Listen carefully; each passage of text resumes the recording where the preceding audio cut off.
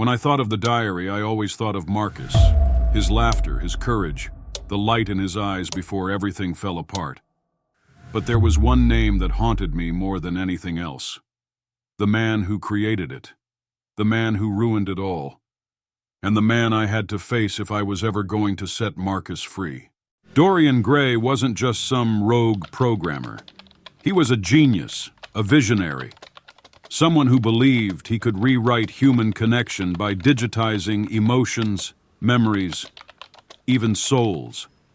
It started innocently enough. A place for people to store cherished memories. A digital sanctuary for their most treasured moments. But something went wrong. Maybe it was greed. Maybe it was hubris. Or maybe it was just Dorian being Dorian. It's not my fault they wanted more. I just gave them what they asked for. Those were Dorian's words, recorded in a testimony from one of his former colleagues. But the truth was darker.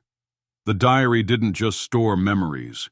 It consumed them, twisting them, feeding on the people who used it, until there was nothing left of who they were. Before I went back into the diary, I tracked down one of the only people who had escaped it, a programmer named Elise. She was jittery, her hands shaking as she told me her story. Dorian, he's still in there. Not physically, but as a part of the system. He's like a god now, Evan. You can't reason with him. You can't trust him. Elise told me she'd worked on the original code, that Dorian had started adding back doors, ways to manipulate the system from within. He'd become obsessed with control, with playing puppet master over everyone who entered. If you go back in there, he'll see you coming. He'll twist your memories, your emotions, even your perception of time. You'll think you're in control, but you're not. I asked her how she got out. I didn't. Not really. I left a part of myself behind. And if you're not ready to do the same, don't go. I didn't have a choice.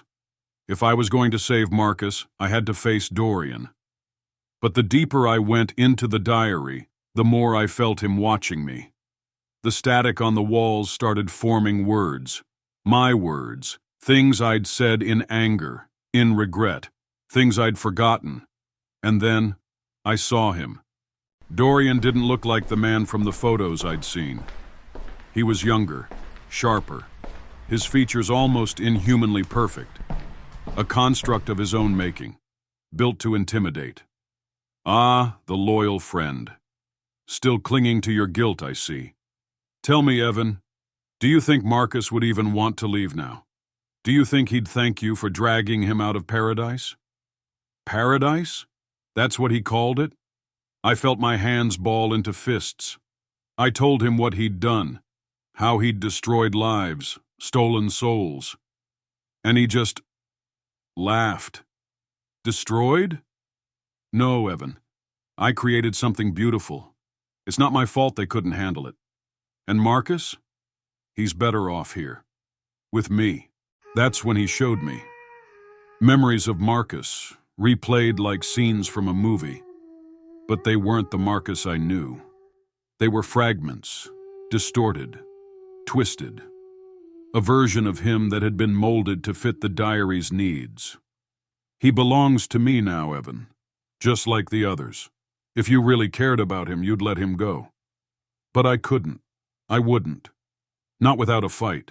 I pushed back, hacking into the system using the tools Elise had given me. For a moment, it felt like I was winning. The walls of the diary started to crumble, the voices fading. But then Dorian turned to me, his face contorted in rage. You think you can take him from me? You think you're stronger than me? And then, Marcus appeared. He stood between us, his eyes clear for the first time. And he wasn't angry. He wasn't afraid. He just smiled. Evan, it's okay. You don't have to fight anymore. I told him I could get him out, that we could leave together, but he shook his head. This is where I belong now. But you have a life to live. Don't let Dorian take that from you, too. Marcus turned to Dorian, his voice steady. You don't control me anymore, and neither will this place. In that moment, Marcus did something I'll never forget. He sacrificed himself, taking Dorian with him. The entire system collapsed, leaving nothing but silence. And then I was alone. It's been months since I left the diary. Sometimes I still hear Marcus's voice in my dreams. But I know he's at peace now. And as for me, I've decided to live, to honor his memory, to make sure no one ever falls into the diary again.